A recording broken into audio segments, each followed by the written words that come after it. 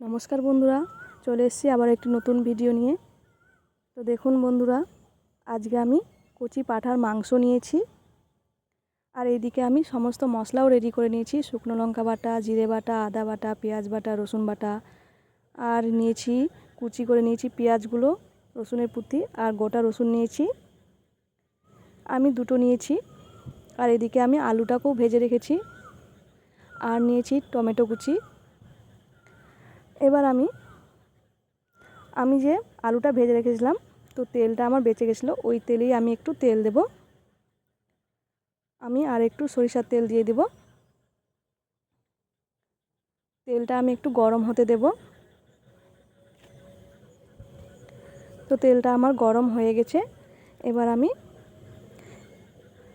তেজপাতা, গোটা গরম মশলা ফোড়নে দেব।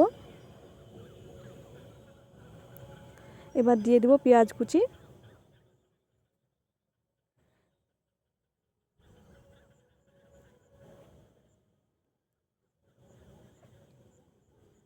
পেঁয়াজ কুচি দিয়ে দিলাম, রসুনের পুঁতিগুলো আমি দিয়ে দিচ্ছি। রসুনের পুঁতি দিয়ে দিলাম। এবার ভালোভাবে নাড়াচাড়া করে নেব, পেঁয়াজটাকে লাল লাল করে ভেজে নেব। তো এই দেখুন বন্ধুরা, লাল লাল করে ভাজা হয়ে গেছে।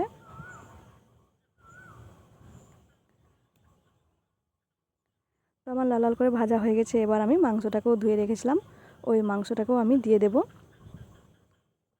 এই দেখুন, মাংসটাকে আমি দিয়ে দিচ্ছি।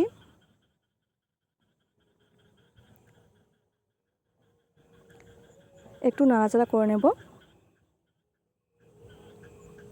এবার দিয়ে দেব পরিমাণ মতন লবণ। লবণ আমি দিয়ে দিলাম। এবার দিয়ে দেব পরিমাণ মতো হলুদ গুঁড়ো। হলুদ গুঁড়োটাও দিয়ে দিলাম। এবার আমি ভালোভাবে নাড়াচাড়া করে নেব।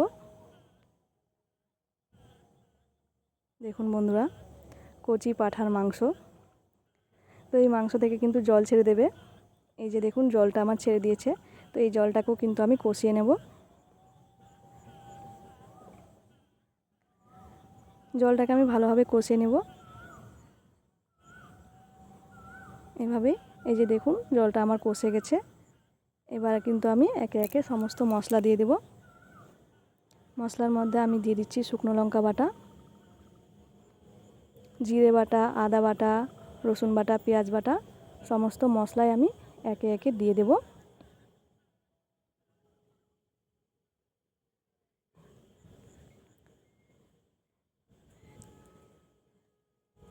এই যে বন্ধুরা, দেখুন মশলাগুলো আমি সব দিয়ে দিচ্ছি।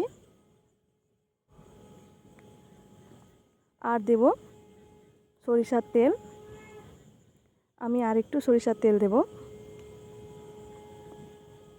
আর একটু দেব হলুদ গুঁড়ো। আপনার লবণ ও হলুদ গুঁড়োটা পরিমাণ অনুযায়ী দিবেন। তো এবার দিয়ে দিলাম সব কিছু। এবার ভালোভাবে মশলাটাকে কষাতে হবে। এবার আমি ভালোভাবে মশলাটাকে কষিয়ে নেব। পাঁঠার মাংস যত ভালো কষানো হবে বন্ধুরা, খেতে কিন্তু ততটাই টেস্টি হবে। এই যে দেখুন, কষানোটাই হচ্ছে এখানে আসল। কষানোর উপর নির্ভর করবে এই মাংসের টেস্ট। তো আমি এখন ভালোভাবে মশলাটাকে কষাবো। ততক্ষণে বন্ধুরা, আপনারা যারা যারা আমার চ্যানেলটি এখনও সাবস্ক্রাইব করেননি, প্লিজ আমার চ্যানেলটিকে সাবস্ক্রাইব করে রাখুন। তারপর আমি দিয়ে দিলাম টমেটো। তো টমেটোটাকে দিয়েও আমি ভালোভাবে কষাবো। আর হ্যাঁ বন্ধুরা, প্লিজ আমার পাশে থাকবেন। আমার পাশে থাকবেন, আমাকে সাপোর্ট করবেন বন্ধুরা, কারণ আপনাদের ভালোবাসা আমার খুবই খুবই প্রয়োজন। আপনারা ছাড়া আমি সম্পূর্ণভাবে ব্যর্থ। তো দেখুন বন্ধুরা, আমি কিন্তু আঁচটাকে মিডিয়ামে রেখেই কিন্তু কষাচ্ছি। খুব ভালোভাবে কষিয়ে নিচ্ছি। এই দেখুন কত সুন্দর হয়েছে। রঙটাও কিন্তু সুন্দর হয়েছে বন্ধুরা, দারুণ হয়েছে। এইভাবে ভালোভাবে আমি কষিয়ে নিচ্ছি। তেলটাও কিন্তু ছেড়ে দিয়েছে, এই দেখুন। আর খুব সুন্দর গন্ধ বেরোচ্ছে, দারুণ দারুণ। তো আমার কষানো হয়ে গেছে, এবার দিয়ে দেব গরম জল। গরম জল আমি দিয়ে দিচ্ছি। আপনারা পরিমাণ অনুযায়ী জলটা দেবেন, মাংস সেদ্ধর ব্যাপারে যেটুকু লাগে আর কি। তো দেখুন আমি আরেকটু জল দিব। তো জল আমি দিয়ে দিলাম। এবার ভালোভাবে নাড়াচাড়া করে নেব। এবার ফুটতে দেব। দেখুন বন্ধুরা কত সুন্দর রং হয়েছে, কত সুন্দর হয়েছে দেখুন। এবার ভালোভাবে ফুটতে দেব। তো ঝোলটা আমার ফুটে গেছে, টকবক করছে। এবার ভেজে রাখা আলুটাও আমি দিয়ে দেব। তো আমি আলুটাও দিয়ে দিচ্ছি।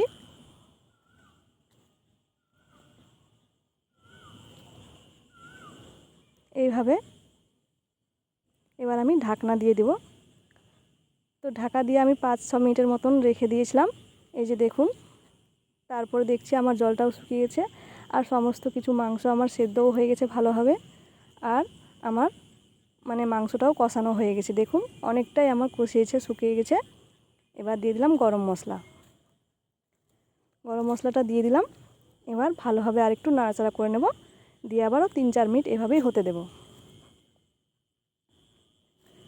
তো দেখুন বন্ধুরা কত সুন্দর কালার হয়ে গেছে, একদম রেডি হয়ে গেছে আমার কচি পাঁঠার কষানো, রেডি হয়ে গেছে, যেটা খেতে কিন্তু ভীষণই টেস্ট হবে। তো বন্ধুরা আমি আবারও বলছি, আপনারা যারা যারা আমার চ্যানেলটি এখনও সাবস্ক্রাইব করেননি, প্লিজ আমার চ্যানেলটিকে সাবস্ক্রাইব করতে ভুলবেন না, আর এই রকম কচি পাঁঠার রেসিপি ট্রাই করতে একেবারেই ভুলবেন না।